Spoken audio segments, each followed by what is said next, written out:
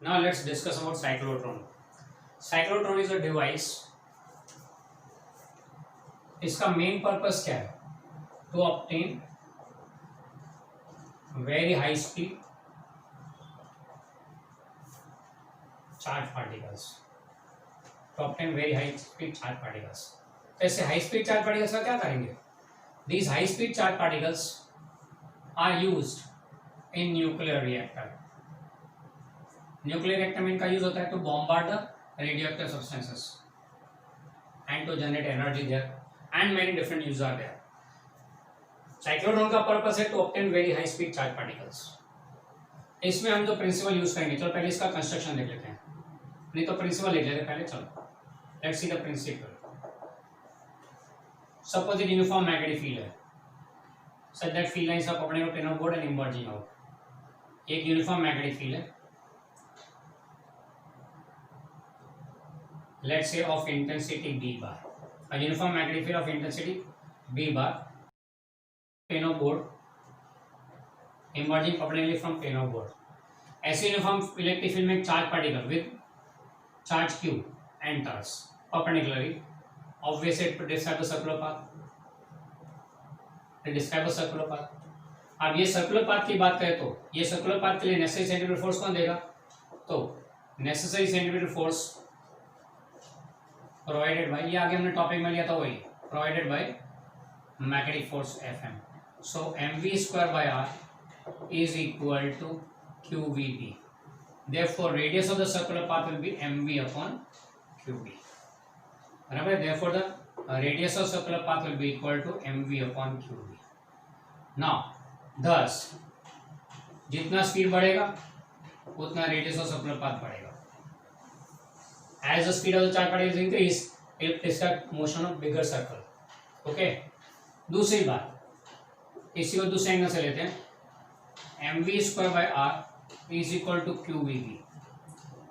तो v हट गए तो क्या बचा? v is equal to Q B R upon M.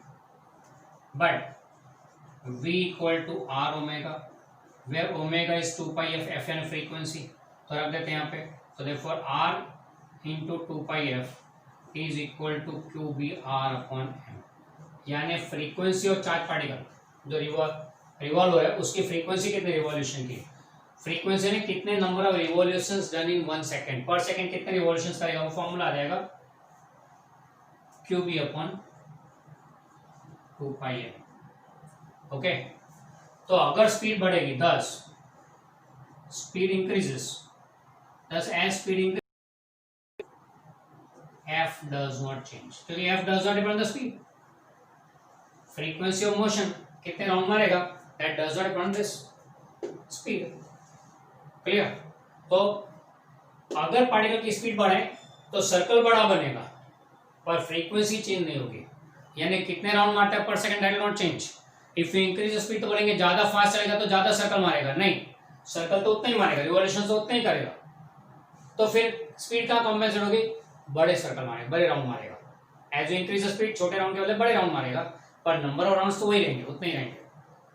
इस प्रिंसिपल पे वर्क करता है ये साइक्लोट्रॉन. इसका कंस्ट्रक्शन देखते हैं. Let's see the construction of the cyclotron.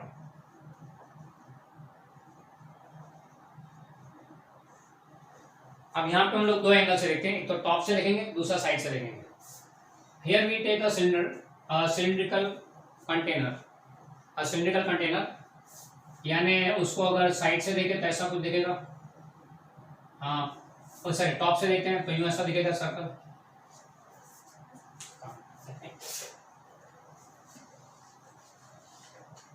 इसको टॉप से देखें तो सर्कल है, सिलेंडर ऊपर सर्कल दिखेगा. इस सर्कल को काट देते हैं बीच में से. सो दो हाफ सिलेंडर बने.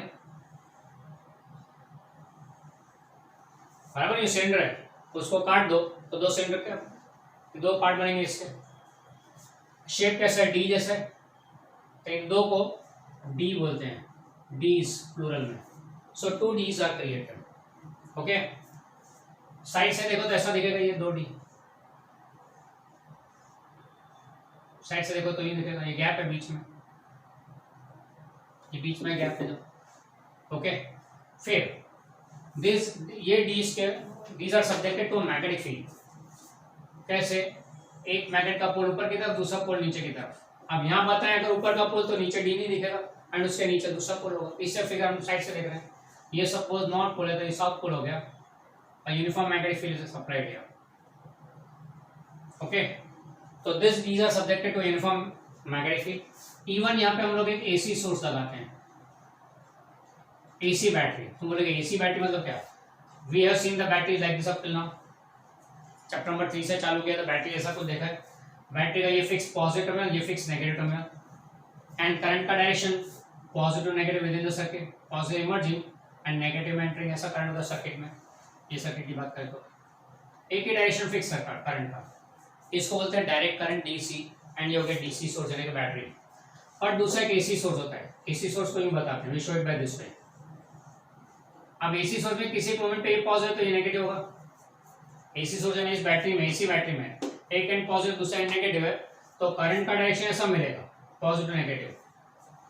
फिर थोड़ी देर बाद ये प्लस हो जाएगा, ये माइनस हो जाएगा। ये बैटरी की प्रॉपर्टी है कि इसकी पोलैरिटी रिवर्स हो जाती है, तो करंट का डायरेक्शन भी रिवर्स हो जाएगा। फिर थोड़ी देर बाद वापस ये पॉजिटिव ये नेगेटिव, फिर करंट का डायरेक्शन रिवर्स। यानी at a fixed time the direction of current reverses and hence it is called alternating current.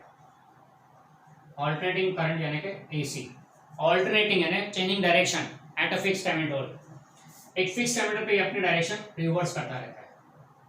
ये एसी बैटरी हो गई। यहाँ पे हमने एसी बैटरी लगाई है। ओके, डीसी एंड एसी में ये फर्क है। अब यहाँ पे क्या देखने को मिलता है कि we are applying an electric field using AC battery and we are supplying a magnetic field using the magnets and दोनों परपेंडिकुलर टू ईच अदर। अब ऐसे केस में यहाँ पे एक इलेक्ट्रॉन एट द सेंटर उसको रिलीज किया किसी एक मोमेंट पे, सपोज ये पॉजिटिव नेगेटिव, तो ये डी पॉजिटिव बनेगा, ये डी नेगेटिव बनेगा किसी एक मोमेंट पे। तो इलेक्ट्रॉन भागेगा पॉजिटिव की तरफ, मैग्नेटिक फील्ड के परपेंडिकुलर जा रहा है, इससे सर्कुलर पाथ, तो यूं घुसा, सर्कुलर पाथ हुआ उसका। सर्कुलर पाथ कवर करके वापस बाहर निकला जैसे ही ये तुरंत ये पॉजिटिव हो गया, नेगेटिव हो गया एसी बैटरी के कारण, पोलैरिटी रिवर्स हो गया। तो जैसे ही इलेक्ट्रॉन बाहर निकला, सामने वाला डी पॉजिटिव है तो विल बी अट्रैक्टेड, यानी उसकी स्पीड थोड़ी बढ़ेगी, एक्साइटेड हो जाएगा ना ड्यू टू फोर्स। इस पॉजिटिव चार्ज के कारण फोर्स लगेगा, इलेक्ट्रॉन की स्पीड थोड़ी बढ़ जाएगी। स्पीड बढ़ेगी तो वो बड़ा सर्कल लेगा, स्पीड इंक्रीजेस, रेडियस इंक्रीजेस, बड़ा सर्कल लेगा।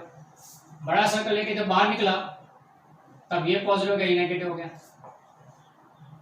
तो और भी बड़ा सर्कल, ज्यादा स्पीड बढ़ी तो और भी बड़ा सर्कल लिया, and so on. Each time the electron comes out of the D, finds the front D as positive.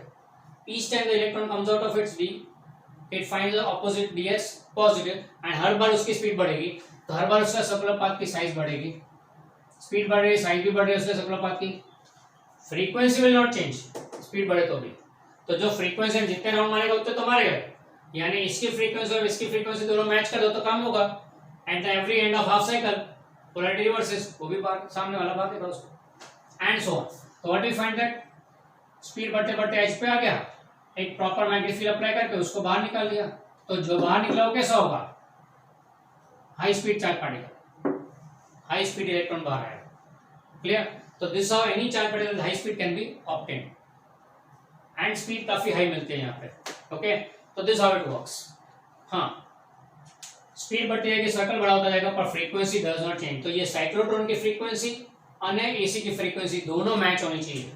Frequency of AC source माने frequency of cyclotron should be matching, दोनों same होती है। इसीलिए वो हर बार जब बाहर आता है तो सामने वाला डी पॉजिटिव मिलता है, उसकी स्पीड बढ़ती है, सर्कल बड़ा होता जाता है। स्पीड हाई होते होते सर्कल बड़ा होता गया, एंड वो फिर सीधा एच के नजदीक में है तो उसे डिफ्लेक्ट करके बाहर निकाल दिया, एंड ये बाहर निकला हुआ हाई स्पीड चार्ज पार्टिकल सीधा न्यूक्लियस के ऊपर बॉम्बार्ड किया in the nuclear reactor, thus generating our desired products. Okay, तो ये दोनों फ्रीक्वेंसी मैच हो जाए, ऐसा ही करते हैं। Clear about this? ये हो गया वर्किंग ऑफ साइक्लोट्रॉन। साइक्लोट्रॉन का पर्पस क्या? Obtaining very high speed particles. ये हाई स्पीड चार्ज पार्टिकल कहाँ काम आते हैं? तो न्यूक्लियर रिएक्टर में, bombarding the nuclei to obtain new nucleus, new elements. दूसरा, जनरेटिंग एनर्जी। तीसरा पर्पस है उसका कि इसे हम लोग हॉस्पिटल में भी यूज करते हैं in treating certain type of disease we require radio active substances, तो वहाँ पे इसका यूज होता है। इवन इसका यूज एक और जगह पे बताया हुआ है, कुछ सब्सटेंस की प्रॉपर्टीज चेंज करनी हो तो उसके लिए भी ये high speed charge particles use करते हैं, बराबर है। अब यहाँ पे प्रॉब्लम क्या है, इसमें थोड़ा तकलीफ रहता है कि अगर हम इलेक्ट्रॉन यूज करते हैं तो इलेक्ट्रॉन का मास बहुत कम होता है। मास बहुत कम होगा तो स्पीड बहुत ज़्यादा मिलेगी, मास बहुत कम होगा तो फ्रीक्वेंसी बहुत ज़्यादा मिलेगी। अब फ्रीक्वेंसी हाई मिलती है, कई बार मेगा हर्ट्ज में मिलती है, मेगा हर्ट्ज यानी 10⁻⁶ hertz. If you use the values of electron charge and mass then you will find this frequency goes into 1 mega hertz and उतनी हाई फ्रीक्वेंसी वाले एसी ऑब्टेन करना मुश्किल है। It's tough to obtain such high frequency ACs. इससे एक limitation वो रहता है। दूसरा लिमिटेशन, आपको स्पीड ज़्यादा बढ़ानी तो सर्कल और भी बड़ा, जितना बड़ा हो सके उतना करना चाहिए, बराबर है, यानी डी की साइज बड़ी रखनी पड़े।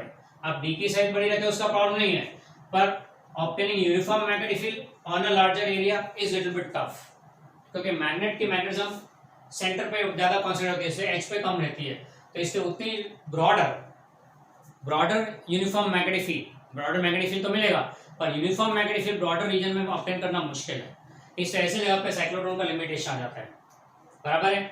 हमें तो ये लेवल तक ही पढ़ना है, और इसके बाद साइक्लोट्रॉन को इम्प्रोवाइज करके सिंक्रोट्रॉन बने, एंड सिंक्रोट्रॉन का भी लिमिटेशन के कारण उनको भी और भी एडवांस किया। अभी जो लेटेस्ट वर्जन चल रहा है that is called LHC, you are all aware of it, large hadron collider. ये लार्ज हेड्रॉन कोलाइडर का सर्कुलर पाथ का रेडियस कितना होगा, नहीं sorry circumference is around 25 kilometre, circumference 25 kilometre. आप सोच सकते हैं इतने बड़े सर्कमफरेंस पर उसकी स्पीड कितनी ज़्यादा मिल सकती है। आर की वैल्यू बहुत ज़्यादा है, इससे वी भी आप ज़्यादा ऑब्टेन कर सकते हैं। We are scientist are trying to obtain the speed of light 3 × 10⁸ metre पर सेकेंड। इतनी हाई स्पीड पर अगर चार्ज पार्टिकल बॉम्बार्ड करो, एंड वहाँ पे LHC में पर्पस क्या है, to break a nucleus, sorry neutron and proton, to break neutron and proton. इतनी हाई स्पीड पर पार्टिकल को लाके न्यूट्रॉन प्रोटॉन को ब्रेक करना है, एंड अगर वो हो गया सक्सेसफुल तो understand what neutrons and protons are made up of, practically they will obtain it, and फिर they will be able to decode the origin of universe। ये पर्पस LHC का है। LHC is nothing but a very advanced form of cyclotron। Okay, तो ये हो गया cyclotron, उसका construction, working and उसके थोड़े लिमिटेशन देख लिए, हमारी बुक में अब वो नहीं रहे हैं, तो उसका advance version synchrotron and LHC जब तुम पढ़ोगे तब। Okay, this completes the theory part of chapter number 4।